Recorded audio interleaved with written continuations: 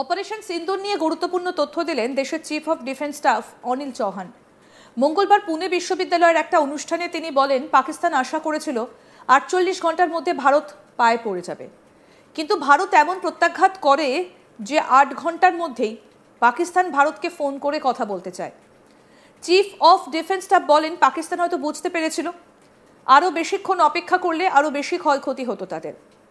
অনিল চৌহান বলেন, 10ই মে রাত 1টার দিকে পাকিস্তানের লক্ষ্য ছিল 48 ঘন্টার মধ্যে ভারতকে নতজানু করে ফেলা। একাধিক আক্রমণ চালানো হয়েছিল এবং কোনোভাবে তারা এই সংঘাতকে আরও বাড়িয়ে তুলেছে, যা আমরা আসলে কেবল জিহাদিদের লক্ষ্যবস্তুতে আঘাত করেছিলাম। যে অভিযানগুলি তারা ভেবেছিল 48 ঘন্টা ধরে চলবে, প্রায় 8 ঘন্টার মধ্যে বন্ধ হয়ে যায় এবং তারপর তারা টেলিফোন ধরে বলে যে তারা কথা বলতে চায়। ঠিক কি বলেছেন Anil Chauhan, chief of defence staff, শুনবো। Let me talk about rationality once again in the context of Operation Bunyan al-Marsus, which I said, I've said once, twice earlier that in this whole business of war, warfare, or use of force, the military people are the ones who are most rational, because we understand that, war and warfare is very, very unpredictable, and we also probably understand the consequences of war. So that I think is important. So although lost by Pakistan on 10th of May at about 1 a.m., its aim was to get down India to its knees in 48 hours. Multiple attacks were lost. And in some manner, they have escalated this conflict, which we had actually hit only terrorist targets, but also into the military domain. From their perspective, it would have been rational in the sense they would have said that you use military means to hit these targets. But it was also rational on their part, operation which they thought they'll continue for 48 hours, folded up in about 8 hours. And on 10th, when they picked up the telephone and said they wanted to talk. And I think that the rationale behind this the realization coming in stemmed from two facts. That one is they must have assumed that if they continued this mode, they're likely to lose much more. So hence they picked up the telephone. And second thing, since they had struck us at multiple fronts, they still did not have the benefit of understanding what they had struck. So they must have thought they must have struck, and hence there's time to talk now. And if they don't, they'll tend to lose both. So these were the two factors which would have made them to take. But it's only after, say, 1 or 2 days they would have realized that all their attacks which they had launched against us had not fortified, and they had all kind of... operation সিন্দুর নিয়ে যখন বারবার ভারতীয় সেনার শৌর্য এবং দক্ষতার প্রশংসা করা হচ্ছে দেশ জুড়ে, তখন সিঙ্গাপুরে ব্লুমবার্গকে দেওয়া এক সাক্ষাৎকারে কার্যত বোমা ফাটিয়েছিলেন দেশের chief of defence staff Anil Chauhan. জানিয়েছিলেন অপারেশন সিন্দুরে ভারতের ফাইটার জেটও ভেঙে পড়ে, কিন্তু কটা ভেঙে পড়লো বড় কথা নয়, জানতে হবে কেন এটা হলো, কোথায় ত্রুটি ছিল। যেটা ভালো দিক তা হলো ভারতীয় সেনা এই ঘটনার পর নিজেদের ভুল ত্রুটিগুলো বুঝতে পেরে ফের নতুন উদ্যমে প্রত্যাঘাত করেছে। দেশের চিফ অফ ডিফেন্স স্টাফের মুখে অপারেশন সিন্দুরের সময় ভারতের ফাইটার জেটের ক্ষতির কথা স্বীকার করে নেবার বিষয়টা নিয়ে রীতিমতো তোলপাড় শুরু হয়ে যায়। যদিও বিতর্ক শুরু হলেও নিজের অবস্থানে অনড় দেশের শীর্ষ সেনাপ্রধান। মঙ্গলবার 23 জুন পুনে বিশ্ববিদ্যালয়ের একটা অনুষ্ঠানে অংশ নেন chief of defence staff Anil Chauhan. এই অনুষ্ঠানে অপারেশন সিন্দুর নিয়ে বক্তব্য রাখেন। অপারেশন সিন্দুরের সময় পাকিস্তানের দ্বারা ভারতের কি পরিমাণ সামরিক ক্ষয়ক্ষতি হয়েছে তা জানতে চাওয়া হয়। এর জবাবে সিডিএস অনিল চৌহান জানান, যখন আমাকে আমাদের দলের পরাজয় সম্পর্কে জিজ্ঞাসা করা হয়েছিল, আমি বলেছিলাম যে এগুলো গুরুত্বপূর্ণ নয়, ফলাফল এবং আপনি কিভাবে আচরণ করছেন তা গুরুত্বপূর্ণ। পরাজয় সম্পর্কে কথা বলা খুব একটা সঠিক হবে না। ধরুন আপনি যদি একটা ক্রিকেট টেস্ট ম্যাচ খেলতে গিয়েছেন এবং ইনিংসের ব্যবধানে হারেন, তাহলে কত উইকেট, কত বল এবং কতজন খেলোয়াড় আছে সেটা নিয়ে কোনো প্রশ্নই ওঠে না, কারিগরি পরাজয়ের ওপর ভিত্তি করে। আমরা এই নির্দিষ্ট তথ্য বের করে আপনাদের সঙ্গে শেয়ার করব।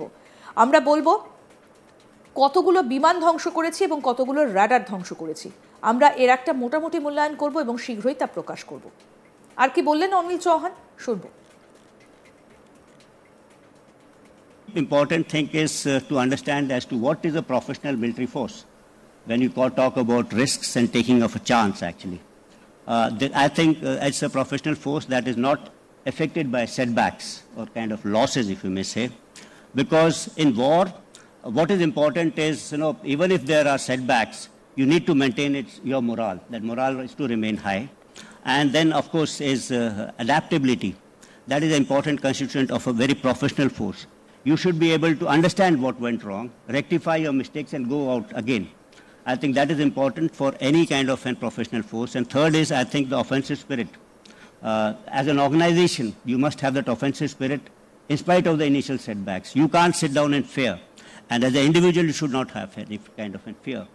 And you should be able to display a high tempo of operations. That is a hallmark of a professional force, and that's a kind of a thing which we displayed. And what I said that in a couple of my interviews, that losses are not important. It's the outcome which is important. প্রসঙ্গত পেহেলগামে জিহাদি হামলার জবাবে 7ই মে ভারতীয় বিমান বাহিনী পাকিস্তানের জিহাদি ঘাঁটিতে হামলা করে। এরপর পাকিস্তান এবং ভারতের মধ্যে একটা প্রকাশ্য সংঘাত দেখা দেয়। পাকিস্তান দাবি করে যে তারা কমপক্ষে 6টা ভারতীয় যুদ্ধবিমান ধ্বংস করেছে। সিঙ্গাপুরে জেনারেল চৌহান স্বীকার করেন যে প্রথম দিনই ভারতের ফাইটার জেটের ক্ষয়ক্ষতি হয়েছে। জেনারেল চৌহান বলেছিলেন, ইতিবাচক দিক হলো আমরা আমাদের কৌশলগত ভুলটা তখনই বুঝতে পেরেছি এবং তার শুধরে দুদিন পর আবার সেই কৌশল প্রয়োগ করেছি। অপারেশন সিন্দুরের অংশ হিসেবে আবারও পাকিস্তানের সব যুদ্ধবিমান আমরা উড়িয়েছি এবং দূরের লক্ষ্যবস্তুতে নিশানা করেছি। গত 22 এপ্রিল পেহেলগামে জিহাদি হামলার ঘটনার পর পাকিস্তানকে দায়ী করে একাধিক পদক্ষেপ নেয় ভারত। পাকিস্তানের সামরিক অভিযান চালিয়ে 9টা সন্ত্রাসী শিবির গুঁড়িয়ে দেওয়া হয়।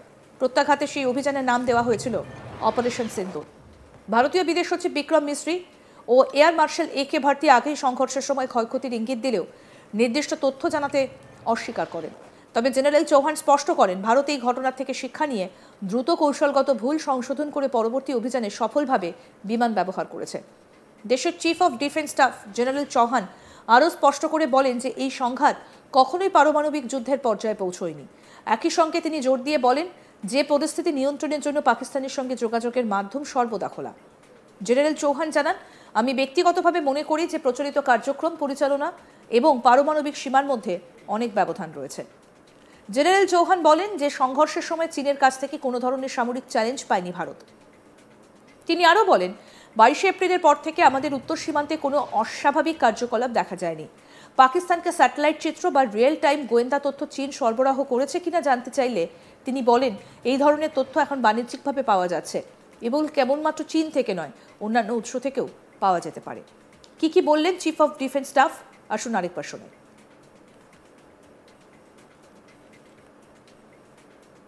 Let me talk about rationality once again in the context of Operation Bunyan al-Marsus, which I said, I've said once, twice earlier that in this whole business of war, warfare, or use of force, the military people are the ones who are most rational, because we understand that, war and warfare is very, very unpredictable, and we also probably understand the consequences of war. So that. আরও update পেতে দেখতে থাকুন আজ তাক Bangla. Subscribe করুন, notification পেতে bell button option press করুন, হোয়াটসঅ্যাপে ফলো করুন আজ তাক বাংলা।